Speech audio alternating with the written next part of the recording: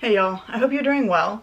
Today I want to talk about my reading plans for October, and these are going to be a lot more chatty and casual than normal.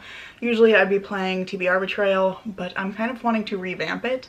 I've started the process for this, but I've just noticed that there's like some situations that come up that I don't have rules for, and there's no real incentive at the moment for me to finish a TBR or get all the way through the house. So I'm wanting to rethink some of those things. So for October, at least, I'm just gonna read whatever I want, and this actually works kind of well for me because there's like 3 readathons I want to do in October.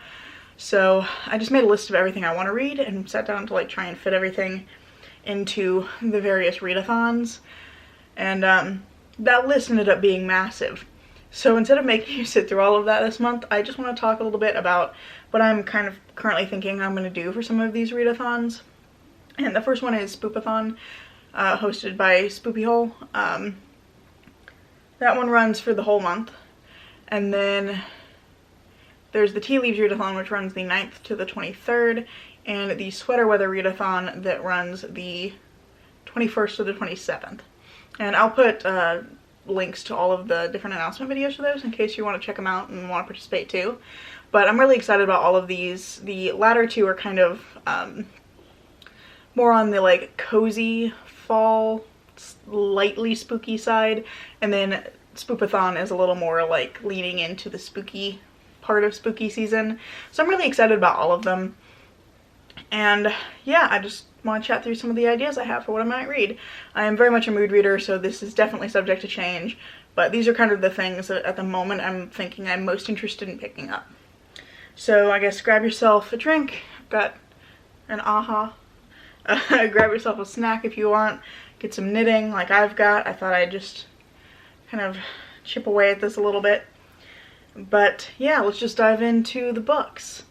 So first of all, for Spoopathon, since that is the one that starts earliest, I'm going to move over so I have some space to put the graphic here, because the graphic that Spoops put together for this is really cool.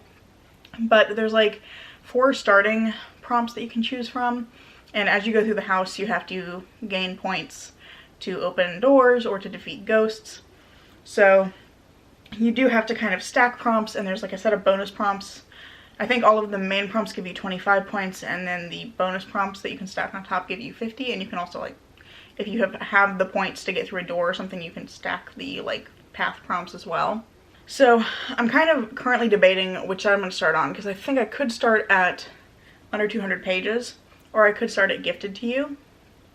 If I start at under 200 pages, my plan would be to read Ring Shout by Peter Jelly Clark.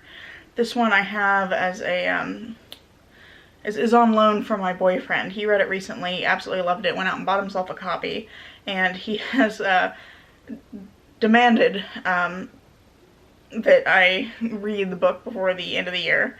So I said I would try to get to it, and I think that October seems like a really good time to get to it. I believe this one's about a woman who's like a demon hunter, and she like specifically is hunting like the KKK because they're actually demons, or at least some of them are. So I think that sounds like it's a really cool premise, and I do think I'm gonna end up enjoying this one. So that's kind of what I'm thinking for that. Alternatively, I might start at Gifted to You, and if I do that, I think I'm gonna read If We Were Villains by ML Rio. This was gifted to me by Night of the Garden, so huge shout out to them for that. That was really kind of them. And that one would fit Gifted to You. I think it also fits autumnal cover, so I could stack those two, because for me, like a skull on the cover just screams autumnal, because I do very much associate autumn with spooky season. So I think that that could work, and that would also, I think, count. It's shelved as LGBT on Goodreads by a few hundred people, so it would count for that bonus prompt. It's a spooky book. I will also put the bonus prompts on the screen somewhere, I think, so that you know what I'm referencing. But it's shelved as LGBT on Goodreads by quite a few people, although I may wait to decide on whether I use that one once I've read the book. It also has been recommended to me before, and it's also, what's the last bonus prompt? Oh, and the cover features your team color. I'm on Team Spectral Shenanigans, which our team color is green, and the skull on the cover of If We Were Villains is also green. So I think that that would be a really good one to start with because it would give me a lot of points. I think it actually gets me enough points to get all the way through the house so then I could like combine prompts at will as I move downwards, which seems like it could be a good option just if I want to get through the house pretty quickly. But regardless, I think from there, I'm on Team Spectral Shenanigans, as I said, and our team power is that we can move sideways. So if I was on, say, Something You Fear and I didn't want to read that, I could jump over to like Autumnal Cover or Translated Book or something. So I'm thinking that from there, if I start at Gifted to You, I'm probably not going to use that power. I think I'll just move straight down and do New Genre, for which I'm planning to read the X Hex by Erin Starling, which is a romance book with spooky vibes. It's like about witches and this woman like hexes her ex, as the title would suggest, and then like several years later realizes that the what she thought was kind of an innocent mild hex is still affecting him and is causing major problems in their town. So I think that sounds like a lot of fun. I don't typically read romance, so it would be a new genre to me, and I think that would be a really cool one to pick up. I think also, did I make a note of it? Oh yeah, I think it had spooky vibes. That would also give me like the bonus points for spooky book. And then from there I would do Trick or Treat. I did this as a poll in the Discord, and the people have spoken, and I'd be reading Gideon the Ninth for that one, which is also a spooky book and also LGBT. So again, lots of bonus points there. And then the last one is Read It After Dark. And I don't know what I'm going to do for Read It After Dark yet. I have a couple of novellas I think I'd like to get to. Like I have Night of the Mannequins and Mapping the Interior by Stephen Graham Jones, which I've been meaning to get to for quite a while. I also have The Hungry Earth by Nicholas Kaufman, which is another like under 200 page book. So that's another option. But I suspect I'll read novellas or maybe manga for that, because I know that if I have like a longer book that I have to like only read in the evenings, if I like confine it to that time, I'm not super likely to read it, just because I tend to be pretty tired when I get home from work, and I just don't want to have to like commit huge chunks of my evening every day to doing that if I'm really not like feeling up to reading a big chunky book at that point. So that's kind of the plan for that. But if I don't start a Gifted to You or jump over that way, then I would come down from under 200 pages and do Something You Fear. And if I do Ring Shout for under 200 pages, I have enough points to combine Something You Fear with nonfiction. And I'm planning to read for that The Poison Squad by Deborah Bloom, which is about Dr. Harvey Washington Wiley, I believe is his name. And he was like the head scientist at the FDA in the 1880s. And he pushed strongly for food safety regulations. And I believe what he did was he got a group of people together and they like ate foods that were not being regulated, and then documented the symptoms that they had so that they could like point out that these foods were being contaminated with things that were not edible or shouldn't have been consumed, and to push for those safety regulations, which I think sounds really interesting. And the reason I want to use this for Something You Fear is that I am very freaked out by like illness and disease and things like that, and I'm particularly weirded out by food poisoning. Like I'm terrified of getting food poisoning. I have so far never had it, knock on wood, but I did have a cousin that had food poisoning when I was a kid, and she was really sick. Like some of her hair fell out and she had a bad time, and that really freaked me out. So I am kind of weirded out by food poisoning and like the thought of things that shouldn't be edible or shouldn't be consumed being in food. So I think that that would work for that. And it's also a book I'm excited for because I read another book by the same author that I really liked. I read the Poisoners Handbook a few years ago. My uncle lent me that one, and I really enjoyed that one. I read it on the drive to go visit family. It was like an 11-hour drive, and I read the whole thing on that trip. So I am very excited to pick up the Poison Squad.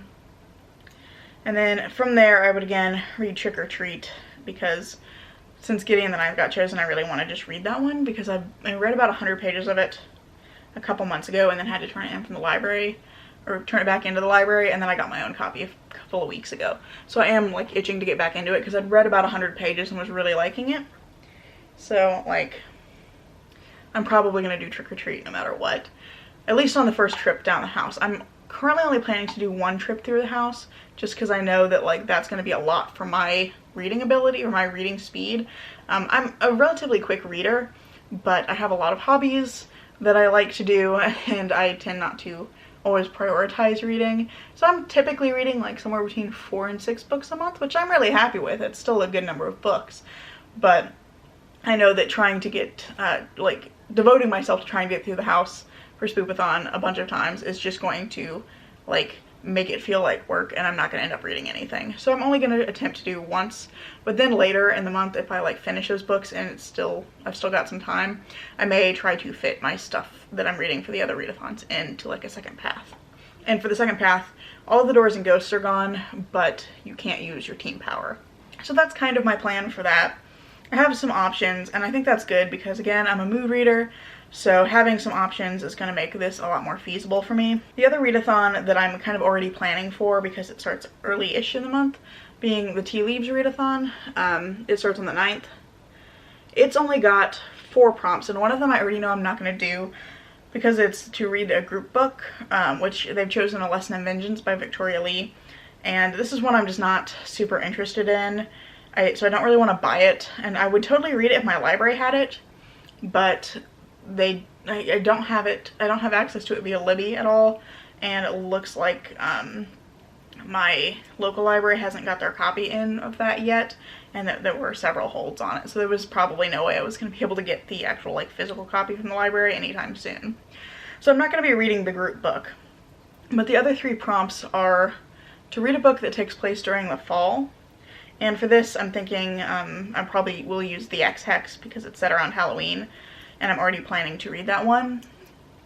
If I don't end up reading that, if I end up doing something totally different for Spoopathon, or, you know, end up reading that prior to the 9th, then I think, and I might be wrong about this, so if you know better than me, definitely like let me know in the comments, but I think I might read Legendborn by Tracy Deonn, which is about a young woman going to a residential program at UNC Chapel Hill after the death of her mother, and like while she's there she finds out that magic exists, and also that there was more to her mother's death than she thought, and it's all like based in Arthurian legend. I think it sounds really cool, and I'm very excited to read that one. But I believe it's like starts right around her first day at this residential program. And that makes me think that it's probably set during the fall. It's probably at the fall semester for Chapel Hill. And yeah, if I'm wrong, I will pick something else or find something else. But I suspect the Legendborn is probably at least partially set during the fall, which would work for this. And then the next prompt was to read a book with nature on the cover. And I have quite a few options for this. The ones I think I'm most likely to do are Summer Suns by Lee Mandello, which is one book I've been really anticipating this year. It's a like Southern Gothic meets dark academia, and I believe it's about like a guy who, his friend goes to Vanderbilt University, and then just before he's supposed to join his friend there, the friend dies by an apparent suicide. And the protagonist is like left trying to reckon with the legacy his friend left behind. So I think that sounds really interesting. That would be a really good pick for this. I'm very excited about that book. I have it on pre-order, and I'm like super excited for my copy to get here. It comes out later this month, I think on the 28th. I also had, I'm trying to like look through my list and see what the other ones I had noted down were. I did this whole thing trying to plan, where like I made a list, and then I made a chart of everything, which is not gonna want to show up here. But like I've got all the readathons listed out here, and was trying to fit things in, but I numbered everything, and now trying to figure out what numbers I've written down is a little bit of a trip. Trying to reference that.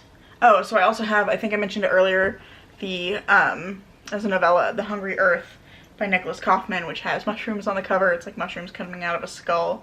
So that one could really work for this. That one's about like a small town in New York, and people start acting strangely. And then a medical examiner is brought in to investigate when one of the people who's acting strangely like commits suicide.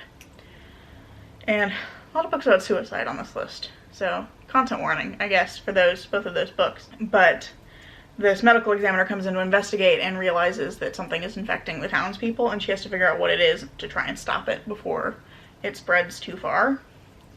So I think that that's going to be really cool. It gives me like Mexican Gothic vibes, because I know it is based on like mushrooms. I mean, the cover tells you that. So I think that that'll be a really interesting one. That's another one I may read for the Something You Fear, because like killer mushrooms, just the mushrooms like cordyceps and things like that that can mind control creatures, it's just really freaky. So that's definitely something I could also read for Spoopathon.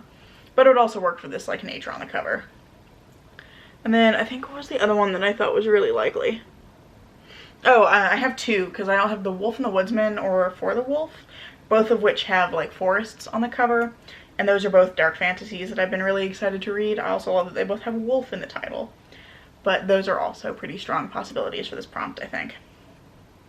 And then the last prompt for Tea Leaves Readathon is to read a book with spooky vibes, and I have about a blue million of these that I could pick from. Actually, most of the books that I've already mentioned could work for this, particularly like Summer Suns, the X Hex if I wanted to double up prompts. Although I think for Tea Leaves I don't really need to because it's 2 weeks long. But, you know, I got a lot of options there. I do think I'm pretty likely to read for this one either My Heart is a Chainsaw by Stephen Graham Jones, which is his newest release. It just came out a week or two ago. And this one follows a like slasher obsessed teen who begins to believe that she might be living in a slasher when creepy, disturbing things start happening in her town. I think that sounds really cool. But I think there's also a book club that's reading that one. But I might read that one, or I think the other kind of most likely pick for this for me is The Death of Jane Lawrence by Caitlin Starling. This one is based on Crimson Peak, which is all I need to know, because Crimson Peak is one of my favorite movies. So I am really excited to read The Death of Jane Lawrence, and I think that's got very like gothic spooky vibes too.